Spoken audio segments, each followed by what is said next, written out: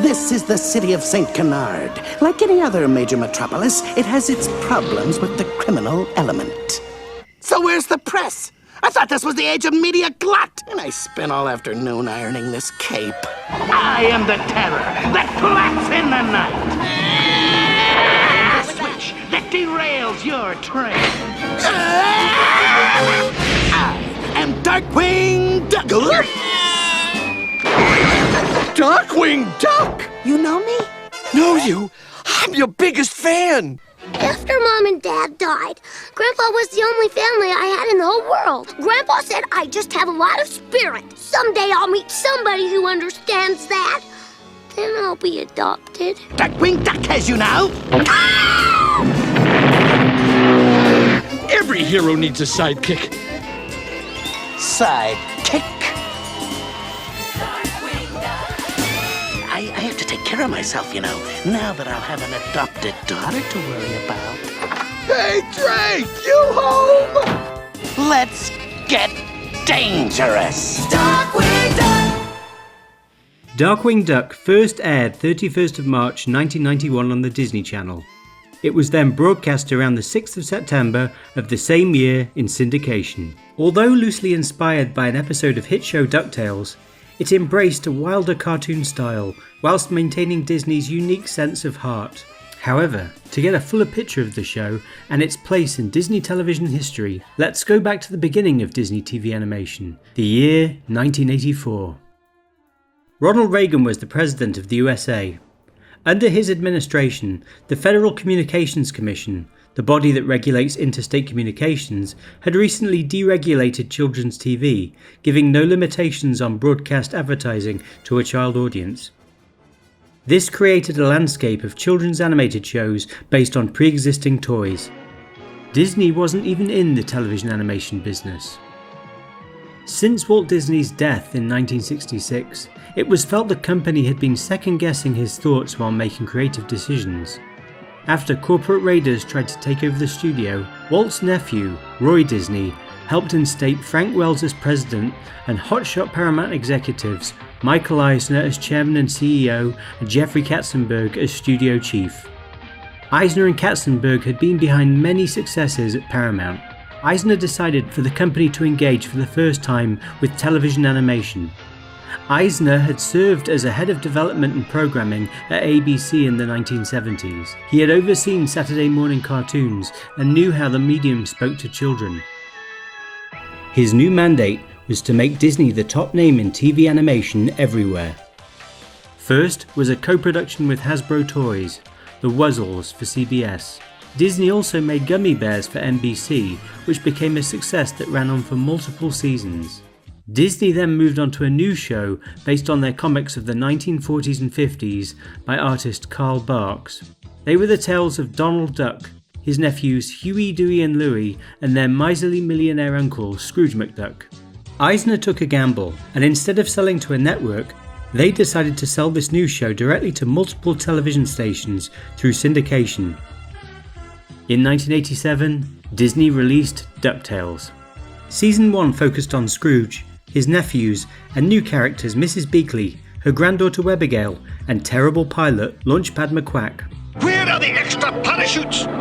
Safely locked up in the shed, behind a hangar, back at the airport. As they adventured across the globe and in their old American city of Duckburg.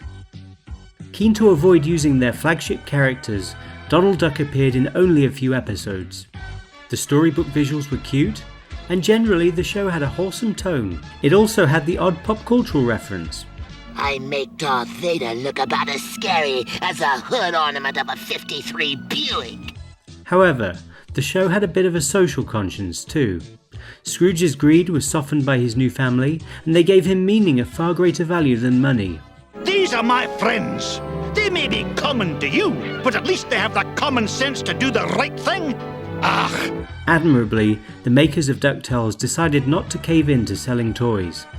The company has given us big budgets, and said, don't even think about toys. Just make as good a show as you guys possibly can. Yeah, I think it's a little bit harsh for Dewey. Let's add Launchpad, maybe. In 1989, there was a 5-part mini-adventure called Super Ducktales, in which Scrooge puts an advert out for an accountant. It draws the attention of frustrated bean counter, yes, a counter of beans, the ambitious and aspirational Fenton Crackshell. He lives a frustrated life in a trailer park with his TV soap opera obsessed mother. Blabbering blather state! This might be my big chance! Once hired, Fenton becomes immersed in McDuck's world and finds access to an alias, the mechanized superhero Gizmoduck. Gizmoduck brought a comic book panel superhero excitement to the Disney Duck world and exhibited a faster tempo and a wackier sense of madcap humour. Nothing can stop Gizmoduck from doing whatever it is I'm doing. You might note the R on Gizmoduck's breast. Gizmoduck was originally pitched for the show as Roboduck by a Disney employee named Tad Stones. He suggested a cartoon Robocop with the humour of Wile E. Coyote. More on him later. Further syndicated success came for Disney TV animation, and also a syndicated block to arrive in 1990 called The Disney Afternoon. In 1989, Gary Kreisel, head of Walt Disney Television Animation, told the New York Times, "Ducktales is the most successful animated show in the history of the planet," and he said the series now appears in 56 countries and is seen by 25 million children every day. Jeffrey Katzenberg said the TV animation output was a powerhouse, as profitable as anything we do. Disney was now on a world-leading TV animation high. There had been a DuckTales episode that parodied James Bond, in which Launchpad became a spy for the Duckburg Intelligence Agency. It featured all of the classic James Bond tropes, such as a cat-stroking villain called Dr. No Good, a villainous henchman, Odd Duck, and a spy named Feathers Galore. The title of the episode was 00 Duck. Jeffrey Katzenberg had loved the title, and in 1989 wanted a completely new show spun off from that name, but it couldn't star Launchpad. He gave these instructions to Tad Stones. Stones had started in animation at Disney in the early 1970s, working on films such as The Rescuers and later The Fox and the Hound. He worked around the company, eventually moving into television, being especially pivotal to the development, writing and production of the hit show Chip 'n Dale Rescue Rangers. Whilst developing 00 Duck, Stones decided to bring Launchpad into the story, as he was in his mind because of the DuckTales episode. Curiously, there had been a 00 Duck Disney comic character in the mid-1960s. However, this new show would have no relation to that.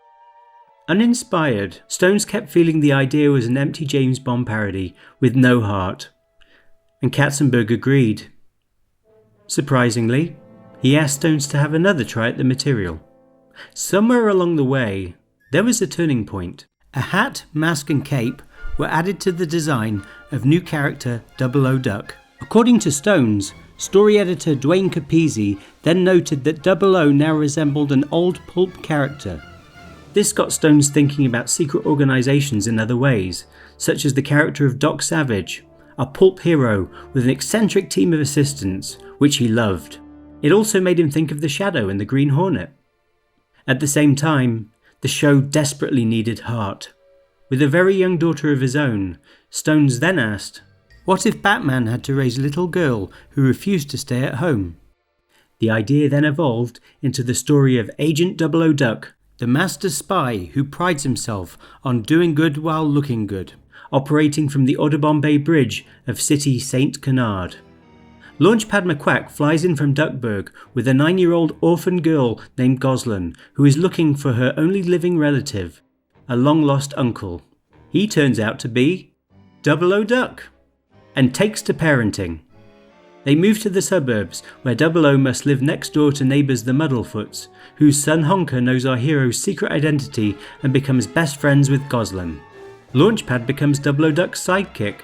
Katzenberg liked this new version, and Buena Vista Distribution sold it for syndication.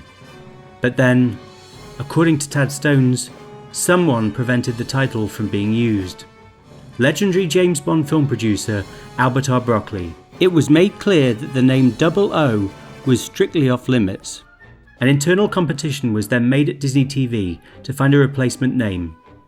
Alan Burnett, who went on to produce Batman the Animated Series, was the winner.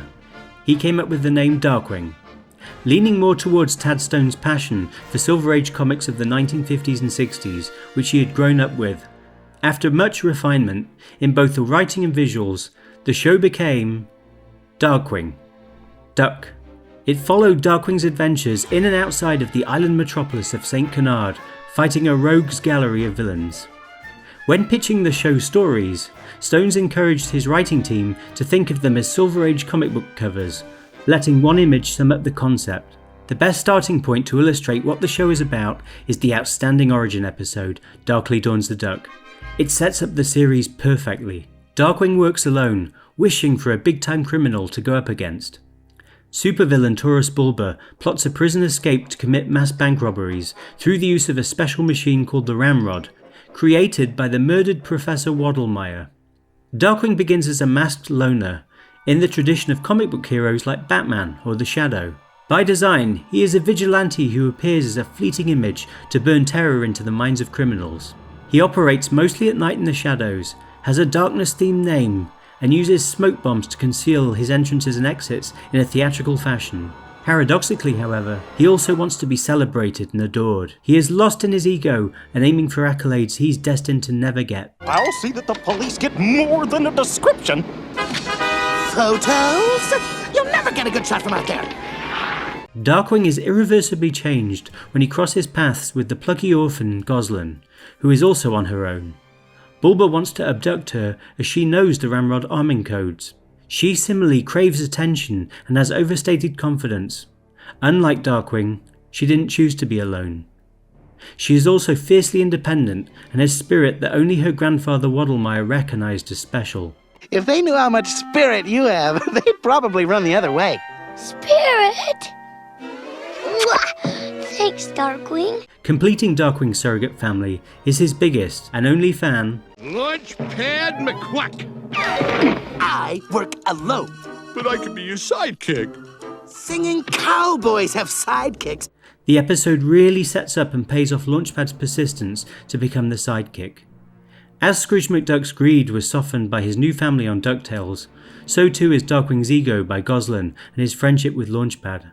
This episode, more than any other in the series, is brimming with heart and emotion as we see the main characters complete each other in a familial manner.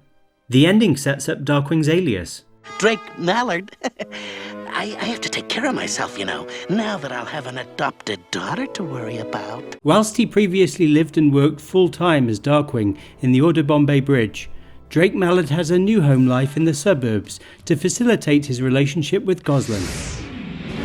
He is Goslin's dad! In the series, he doesn't have an occupation. Tad Stones has likened this to 1950s sitcom Ozzie and Harriet, which he grew up with in the 50s and 60s.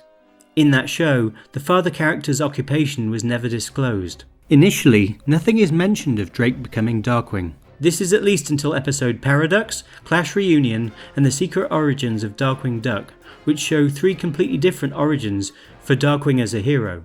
However, Tad Stones wasn't a huge fan of continuity, much like his beloved Silver Age comics, and the show was designed to be watched in any order, aside from the two-parter episodes. It was a necessity, as continuity between episodes couldn't be maintained during production. There was no way to control which episodes would arrive on time.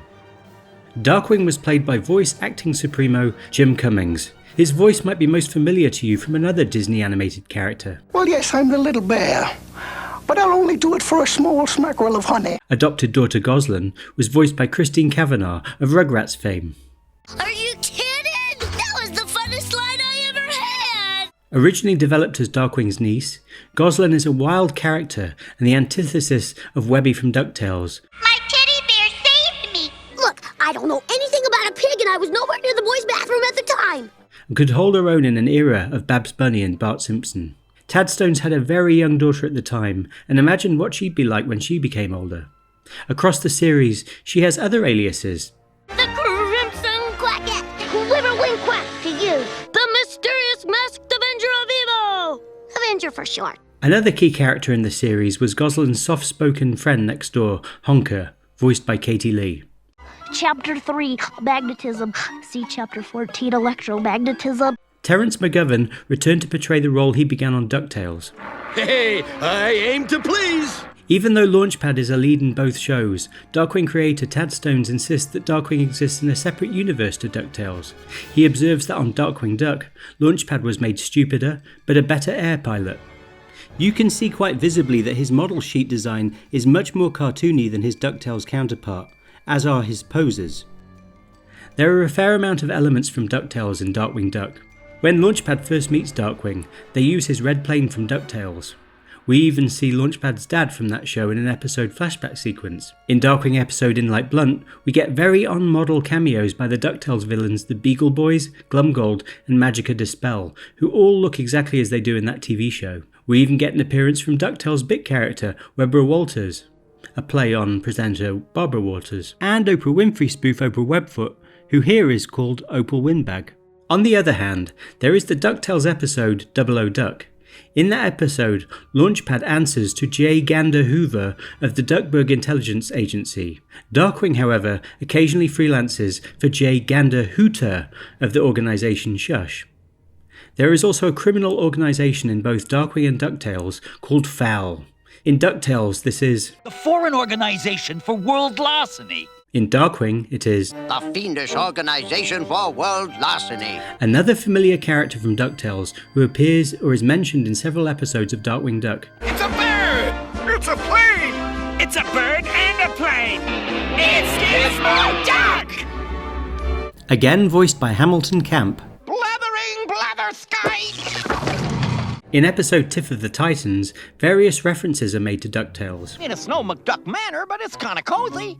Fenton and I used to work for the same guy. In Darkwing's world, Gizmoduck is like Superman to Darkwing's Batman. He's much loved, receives the kudos Darkwing greatly desires, and it irritates him no end. The last thing I need is that goody-goody do-gooder Gizmoduck stealing my spotlight. A special person in Darkwing's life is Morgana McCorber, voiced by Kath Soucie. A mix of Morticia Adams and Elvira Mistress of the Dark, Morgana is a cool sorceress who over several episodes holds a romantic relationship with Darkwing. She begins as a criminal, but becomes his ally. I enjoy the night. The sun is so harsh on my skin. I'm sort of a creature of the night myself. Her father isn't so keen about Darkwing. My darling child, the rotten apple of my eye is too good for any normal! There are many villains across the series, numerous inspired by the rogues gallery of weird villains of the Silver Age Flash. Some are only in single episodes, but the key recurring antagonists are Megavolt. They called me mad. They called me insane. They were right. An electricity conducting wired-up villain. He's voiced by Dan Castellaneta. Quackerjack, a failed toy maker put out of business by video games, played with manic energy by Michael Bell. It's playtime! Bushroot, a misunderstood biologist turned plant duck with roots in Marvel character Plantman, voiced by Tino Insana. No one's gonna call us a bunch of pansies! Oh, sorry guys. Liquidator, a sleazy bottled water salesman turned shape-shifting Hydra villain with a brilliant pun name and a drop of Spider-Man villain Sandman, voiced by Jack Angel. Easy financing available. Jim Cummings also plays Negaduck, a negative clone of Darkwing. He is best described as just utter anarchy. His outfit colours were based on comic book villain Professor Zoom, the Reverse Flash. Losers. In some of the show's finest episodes, Megavolt, Quackerjack, Bushroot and Liquidator team up with Negaduck to become the Fearsome Five. Nothing can possibly get by me. I'm the king of crime busting, the duke of detection. There's also Tuscanini, a thieving thespian voiced by Kenneth Mars. I am not Tuscanini, and this is an excellent disguise. Moriarty, a leader of underground mole men, also voiced by Cummings. Danny Stahl and Andrea Martin as thieving artist Splatter Phoenix. You and your over-observant eyes are the bane of my existence. Taurus Bulba, voiced by the Tim Curry. From the spy side of Darkwing, Steelbeak, voiced by Rob Paulson. Do I look alright? Oh, hey! There is Foul High Command, a silhouetted board of 3 villains. Also from Foul is their agent and former professional cleaner, Ammonia Pine, voiced by Mitzi McCall. and episodes featuring Fowl naturally lean more towards the Double O Duck roots of the show, given their spoofing evil spy organisations. Fowl's logo even seems similar to that of evil organisation Chaos from 60s TV spy comedy show Get Smart. That said, Megavolt seemed to be Darkwing's most frequent villain. However, Negaduck dominated the show as Darkwing's most fearless adversary. There were many other villains, mostly with single episodes.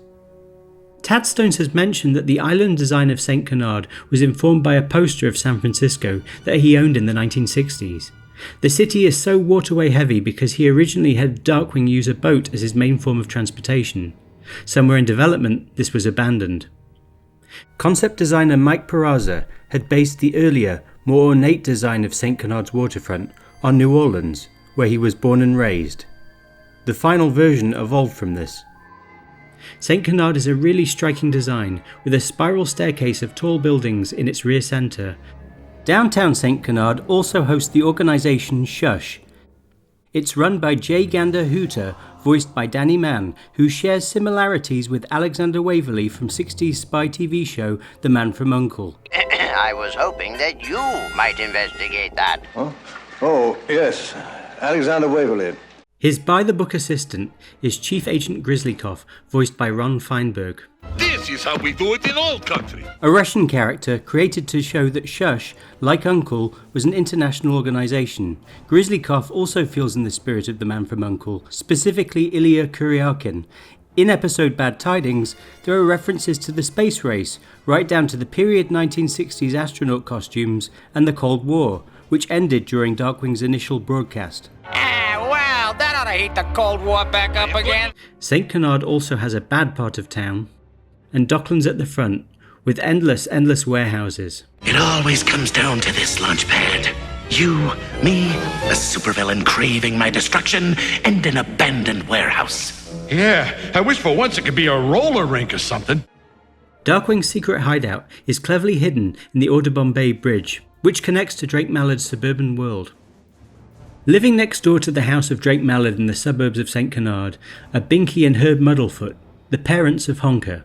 While not villains, the Muddlefoots and their idiocy serve to make the life of Darkwing's secret identity as difficult as possible. Ooh, I hate the Muddlefoots.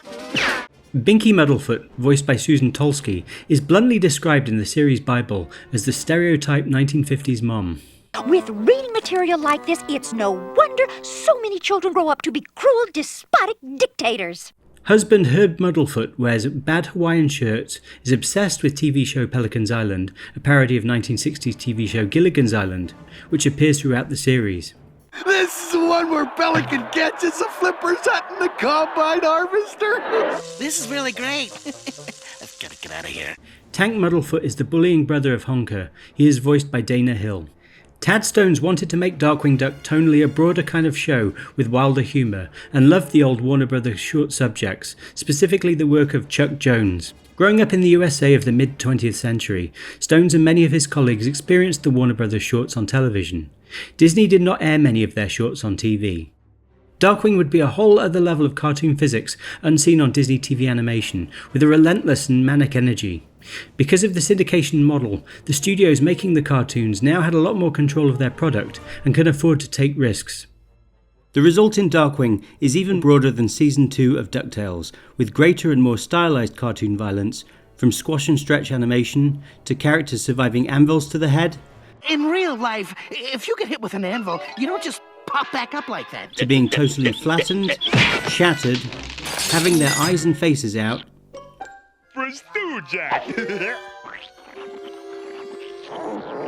as well as motor vehicle collisions, motor vehicles going airborne.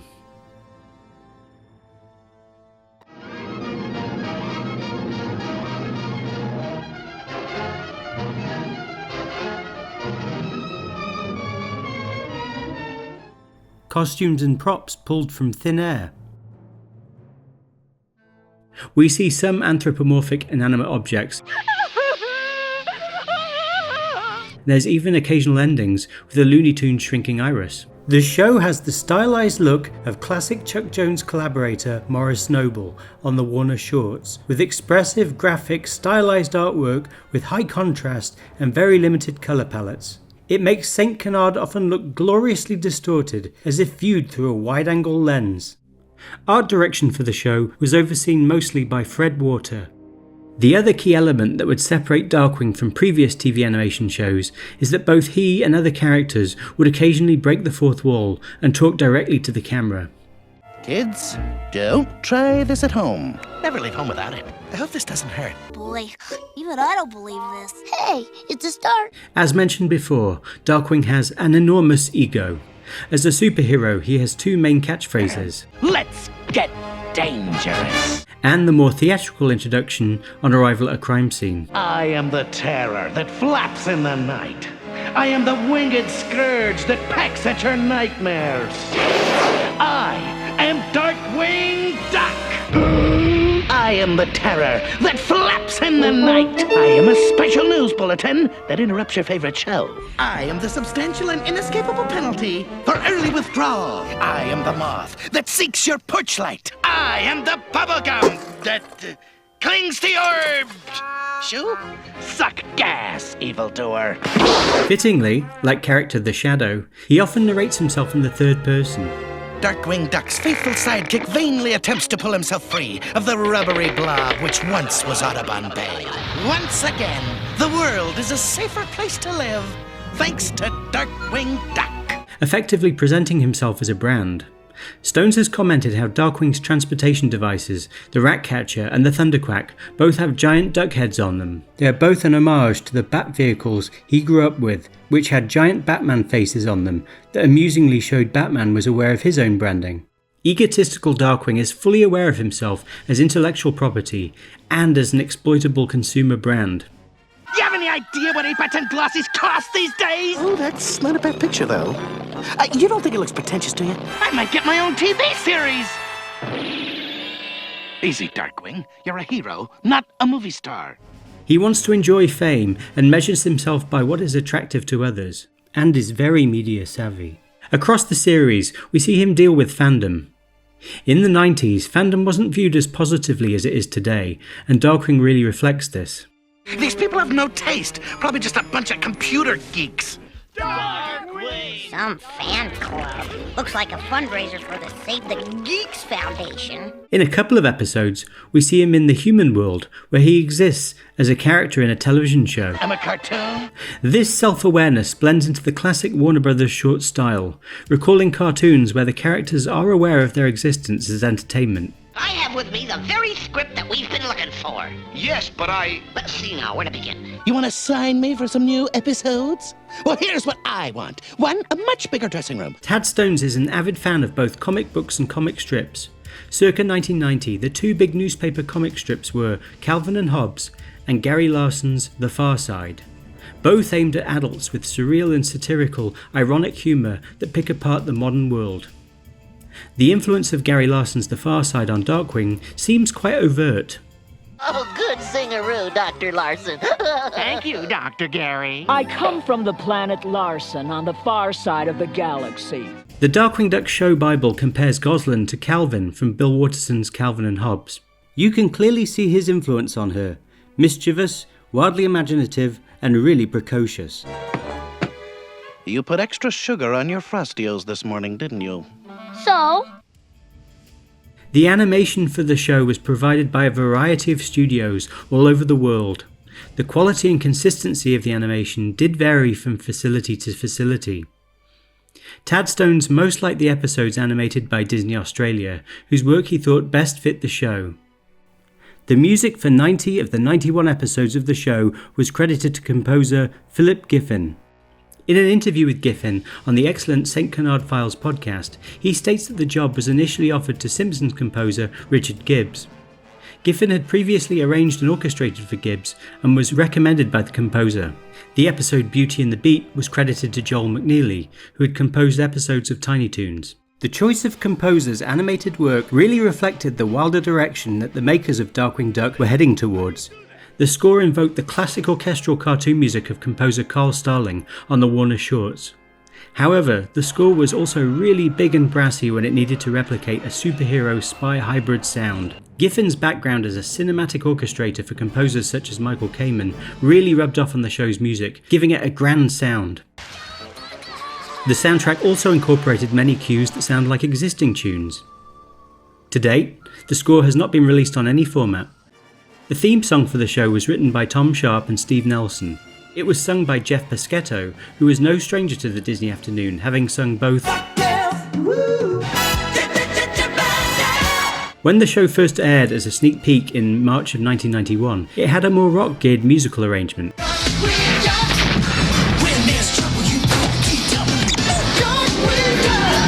For its September 1991 broadcast, the theme was given an arrangement closer to the music genre of New Jack Swing, which was very popular at the time, mixing hip-hop with a soul sound.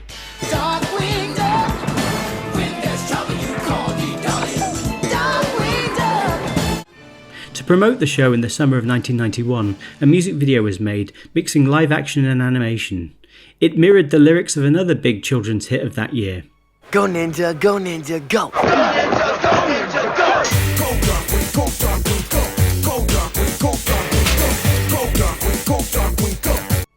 Darkwing ran for 65 syndicated episodes. ABC ordered 13 extra episodes for Saturday mornings that would air concurrently with the syndicated run.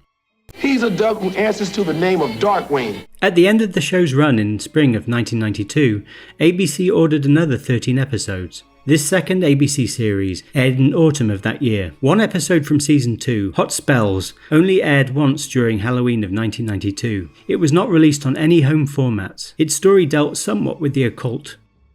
Let me guess, you want to make a movie about Darkwing Duck? Interestingly, when Darkwing was being developed in 1990, Disney's new Movie Toons division, hard at work on Ducktales the movie at Walt Disney France, were prepping a Darkwing Duck movie, which according to Tad was more of a spy thing, in line with 00 Duck, and without the meta aspects. After the lukewarm success of Ducktales the movie, the project was halted. Darkwing Duck featured a lot more merchandise than was typical for Disney afternoon shows, including a Pizza Hut tie-in, comics, a toy range by Playmates, and a never-released second wave of toys from Playmates 2. An NES and Game Boy game, which really captured the world of the show perfectly, although it was clearly created on the same game engine as Mega Man. It also created a character not in the show, Wolf Duck. A side-scrolling platform video game called Wiffle Boy featured in a couple of Darkwing Duck episodes. It wasn't far off from what Nintendo delivered to fans.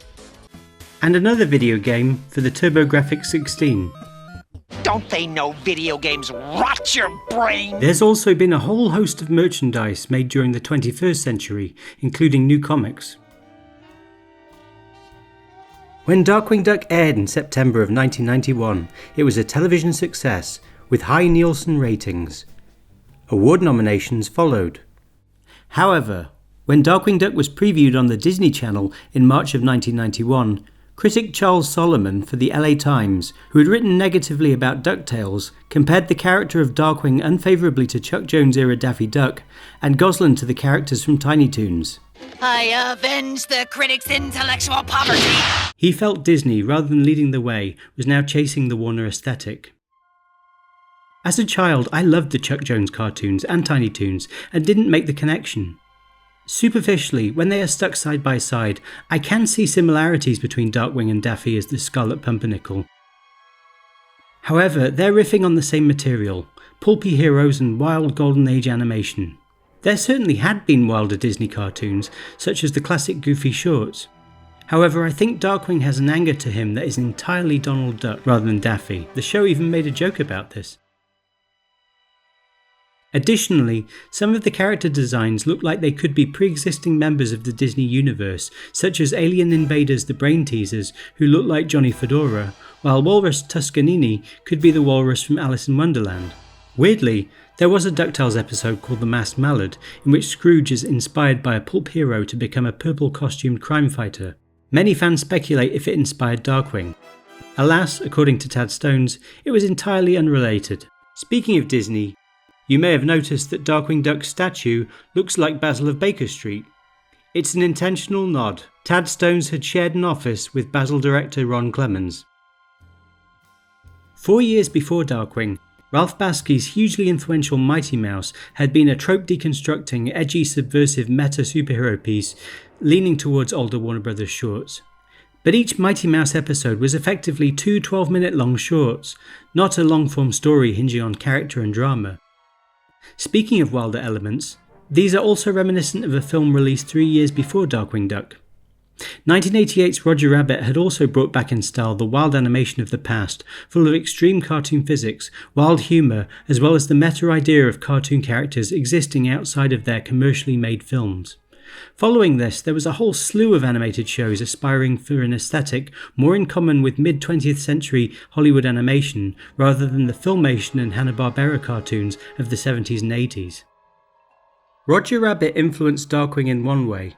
When adapting the character from the original 00 Duck design, character designer Toby Shelton had Roger's fluffy cheeks placed onto Darkwing's own face.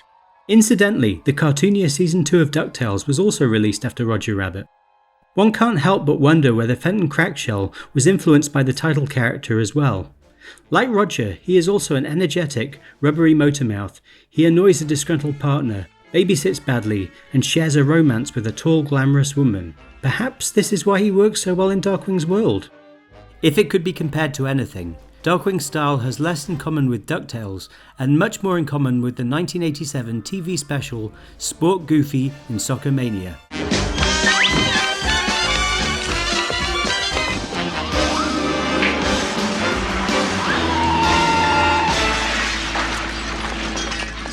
Coincidentally, Tad Stones receives credit as a writer on Soccer Mania, but he has said that the final product was rewritten quite a bit without him. What makes Darkwing Duck as a show so unique is that it's not just a gag reel, but long-form 23-minute episodes with enough story to keep you engaged and real Disney heart. Some of the best episodes of Darkwing feel random and improvised, but they're meticulously constructed and not just a series of jokes. Some of these are more wild than others, but it's really a show centered around family and someone with a huge ego being grounded by the people he loves. If there's one show of the time that it reminds me of more than any other in that respect, with its balance of subversive humour and heart, it's The Simpsons. In terms of bigger themes, there is a social outcast subtext to the show. Egotistical Darkwing is a hero that nobody is really aware of. Dark Worm Duck! That's Darkwing! Darkwing! Goslin is seen as a mischievous troublemaker. Don't you think Goslin should have more, well, feminine things? Launchpad is Darkwing's only fan, passionate about something that nobody else is. I got a whole scrapbook of your newspaper clippings! Of course, it's not a very big scrapbook. Morgana prefers the unusual. But then you appear to be very unusual. I like that. There are a lot of outcasts who don't fit into the quote-unquote ordinary world. Anything for my fan club. Some fan club. Looks like a fundraiser for the Save the Geeks Foundation. Care to dance? Drop dead dweeb. Nobody liked me. I never fit in. None of the girls would ever talk to him. Why do the weird ones always fall for me? Maybe it's the mask. Why can't you just accept me for what I am, Dark? Why must you be ashamed of me? I'm not ashamed. Even aliens seem more at home with Darkwing than ordinary civilians. In fact, younger Launchpad even dated one. On a deeper level, we see bullying represented throughout the show through Honker and the younger incarnations of Drake, as well as some of the villains. Hey, stop it, you guys! Give it back! Remember, courage and confidence. You better stop her, honk face, or I'll crunch you! You gotta stand up to people, Honker. Show some guts! I'll need someone with a smaller mind. Let's prove we're not losers anymore! This leads nicely to 2017 and the latest iteration of Ducktales. It featured all of the original show's characters, even Gizmoduck returned, voiced this time by no less than Lin-Manuel Miranda. For that show, Darkwing was reconfigured in classic Darkwing meta fashion as an actor, Drake Mallard, played by Chris Diamantopoulos, taking over the mantle of beloved TV character Darkwing Duck. Original Darkwing voice actor Jim Cummings played the older Darkwing, called Jim Starling, a nostalgic spin on Darkwing as a fandom consumer brand. Ducktales 2017 creator Frank Angonis and his team took the spirit of Darkwing, but rather than centre on his ego, they made the new Drake Mallard like many of the original series characters. The unpopular kid at school, and the character of Darkwing inspired him to persist with life through dark times. But I kept getting up. It justifies the Looney Tunes level of cartoon violence he endured on the original show. Get back up. They even brought back many of the villains and created their own new origin story with Goslin and Taurus Bulba. It opened up Darkwing and the Disney universe to a whole new generation of fans. What is this weird show? Whoa, what? Darkwing Duck? The greatest TV show of all time? Maybe when you were a kid. Watching Darkwing Duck now as an adult, what I noticed most is how it reflected the world at the time it was made and the people who made it.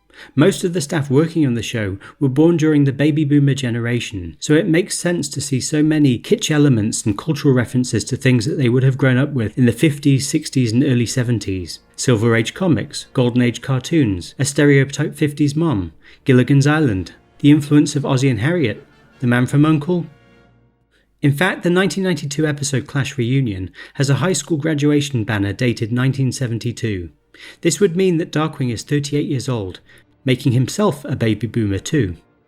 A product called Quackaware is referred to throughout the series. The show Bible compares it to Tupperware, but with an Amway mentality.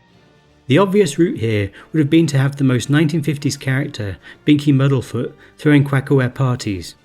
More effectively, the writers chose to reverse the gender stereotype, making Herb an out-of-time 1950s-style door-to-door Quackaware salesperson. In episode Merchant of Menace, which centres around the product, the entire episode looks styled in the 1950s. Why do I mention this? Over a decade after Darkwing, in the 2000s, Pixar and Brad Bird also mixed Silver Age superheroes, 60s spy movie tropes, and family life in a cartoon post-war American setting. They were rewarded with an incredible success. It's fun to see creators born in the same time period arriving with such similar material. In Darkwing's case, the show had a tight schedule, so Stones and his team had to reach for what they were familiar with. One of Darkwing Duck's big strengths is its sense of humour. The jokes range from the gloriously silly to going straight over the heads of children. Shyster and loophole tax attorneys. I'll finally be able to steal enough money to pay off my student loans! A jaywalker, a stockbroker, any crook will do. I knew I should have voted for gun control. If I want to watch a clown, I'll tune in a congressional hearing. One episode has a Middle Eastern nation called Oil Arabia. Another pulls out a more unexpected political joke. In 1988, George H.W. Bush made a pledge during his election campaign. Read my lips. No new taxes.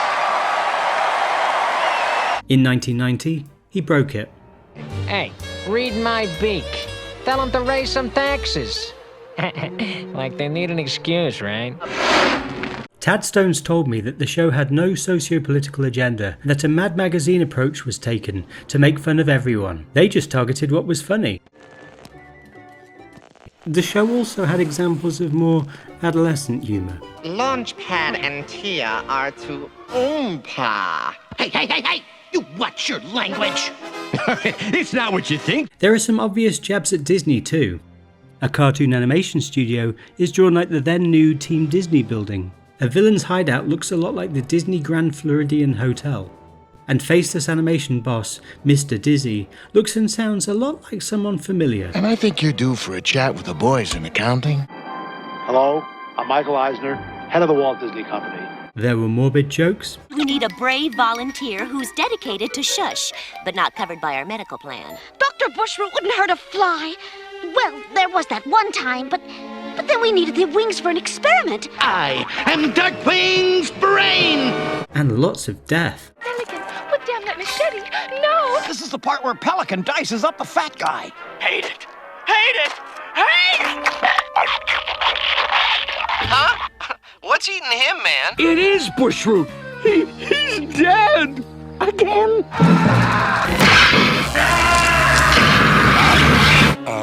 He's dead. What? That's 2002 weeks. Do you know what kind of morale problem that creates? Sorry, Lucifer, but I wouldn't be caught dead down here. Open up. Darkwing himself dies in the episode Dead Duck.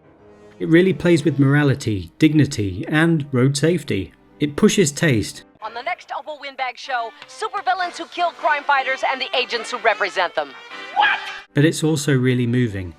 It's one of the best episodes, as is Twin Peaks, which parodied the iconic David Lynch TV show Twin Peaks by way of Gary Larson and Invasion of the Body Snatchers. The overall effect is an episode soaked in Lynchian atmosphere, absurdist cartoon humour, and kitsch science fiction. Even with its comic book influences, not all were family friendly. Unauthorized pedestrians at corner of Miller and Varley. Yes, a reference to Frank Miller and Lynn Varley, the makers of iconic graphic novel The Dark Knight Returns. In the classic episode Time and Punishment, Goslin travels to a future St. Canard run by the authoritarian Dark Warrior Duck, who believes Goslin to be dead. He said I was too soft on crime. Just because I thought we should arrest crooks before giving them the electric chair. It's a mixture of The Dark Knight Returns and Judge Dredd. Despite the strong visual stylistic similarities, comparably dark tone and take on similar material, the episode was made and released well in advance of Batman the Animated Series. These are some of my other favourite episodes. Life, the Negaverse and Everything. A visually spectacular journey into a negatively inverted version of Darkwing's world. For you, Goslin. I'll stay. Inside Binky's brain. The fourth wall breaking goes to another level. Darkwing interrupts an adventure to read viewer mail and detour into a completely different story. Binky, don't open them! It then becomes a live, factual television show hosted by Darkwing and Launchpad, who then present a story about awoken inner heroes.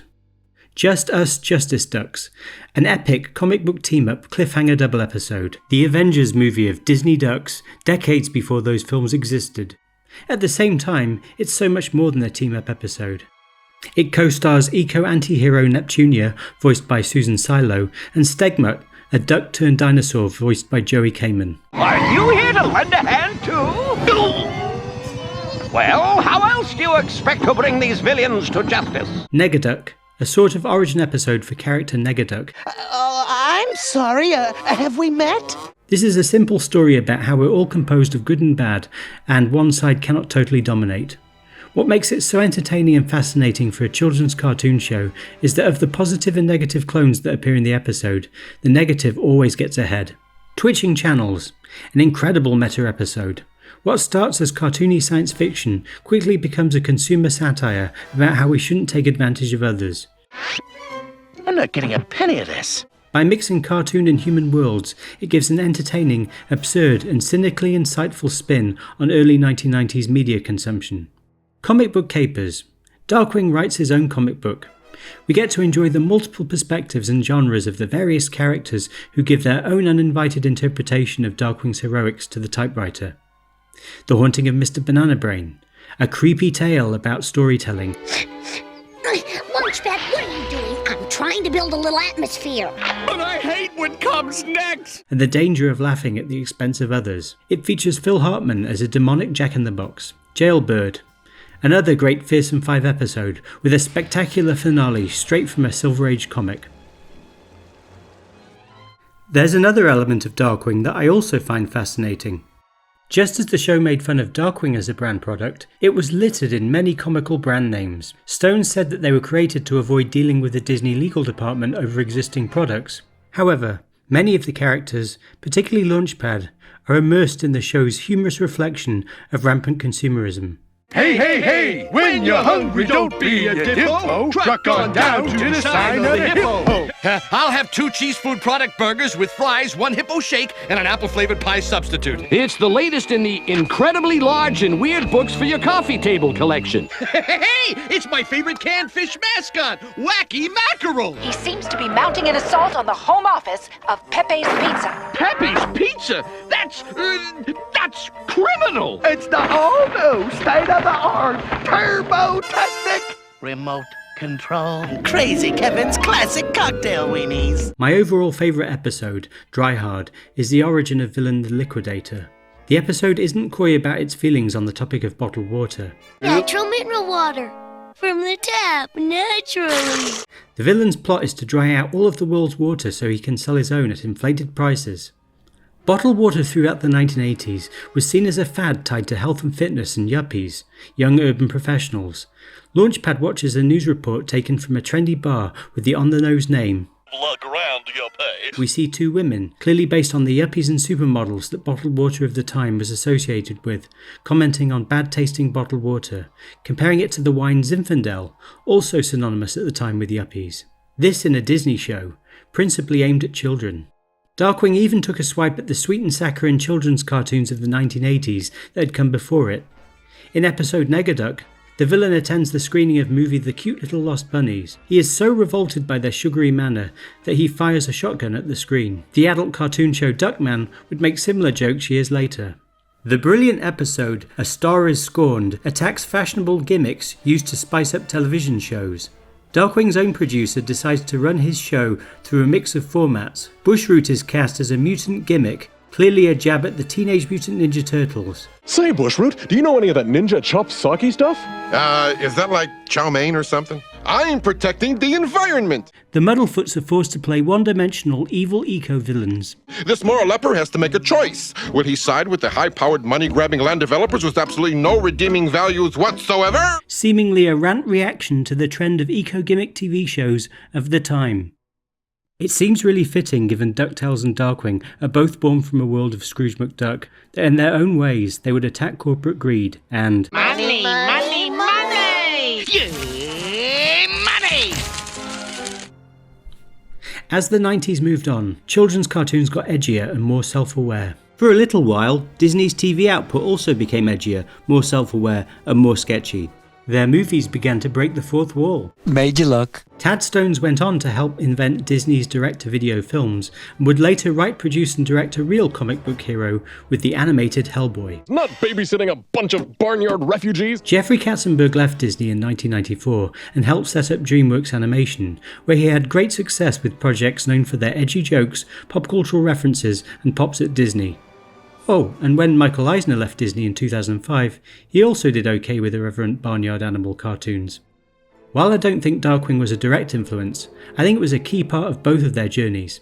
Also, Ducktales 2017 seemed to have more in common tonally with Darkwing than the original Ducktales. Webbergale was more like Goslin than the original Webbergale, the show was full of surreal humour, and there were jokes for adults about consumerism and branding. In 2020, Variety announced that Seth Rogen's company, Point Grey Pictures, had been developing a new Darkwing Duck. Whilst Rogen may seem an unusual name for a Disney children's show, he is a fan of subversive cartoon humour and superheroes. It wouldn't surprise me if he too is a Darkwing Duck fan. To me, Darkwing exists in my heart as that sweet spot between the 80s and 90s, trailing after the Ninja Turtles phenomenon. It felt so hip with its colour scheme of saturated day-glow, even though those colour references were from Silver Age comics rather than shell suits. As kids, we wanted a shared universe and assumed Darkwing was indeed a spin-off of Ducktales. I could visibly see the difference between the two shows, but Darkwing Duck looked like the Ducktales world as seen through a wacky filter. Darkwing was also a highly collaborative creation. It managed to evolve the Disney Duck world whilst respecting it, but also drawing on other influences that were clearly personal to the fandom-loving baby boomer viewpoint of the creator and his team, even though the whole project was an assignment from Jeffrey Katzenberg, who was inspired by the name of a James Bond-themed episode of Ducktales. It's the best example of expanding an existing franchise, taking inspiration but being very much its own thing. Darkwing Duck didn't air in the UK until 1993, but I saw it in Alberta, Canada of 1992. I used to visit Canada quite regularly in the 1980s and 90s, which at the time looked alien to a child from the regions of the UK. It was saturated in consumerism and pop culture that you couldn't sample back home. There was Waterson and Larson in the Sunday Funnies. The cities looked like St. Canard, and I forever associate that landscape with those exciting childhood memories. I loved the Disney Ducks. I loved old American classic cartoons, from Disney to Warner Brothers, and they were played regularly on British TV. I also adored Roger Rabbit. I loved comic book superheroes, especially Batman, who had gotten a lot of attention due to the 1989 movie, and I also religiously watched repeats of The Adam West Show. And of course, old James Bond films. Darkwing resonated. My most prized possession was a Playmates giant Darkwing action figure.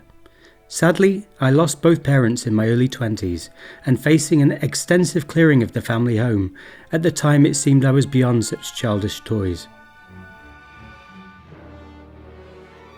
I was honoured to interview Tad Stones in 2019. As he spoke to me from his California base, sat next to me was an expensive replacement item purchased overseas from eBay. My girlfriend of the last decade got one for me, knowing how much of it symbolised my past, my innocence, my childhood. I guess Darkwing Duck does that for all of its fans, young and old. To me, Darkwing Duck was the quirkier Ducktales with subversive humour, but with Disney's high-end production values and sincere heart. You can say that again. This isn't a comic book. It's reality. But isn't a fire engine supposed to spray water? Of course not! Then it would be a water engine! Help.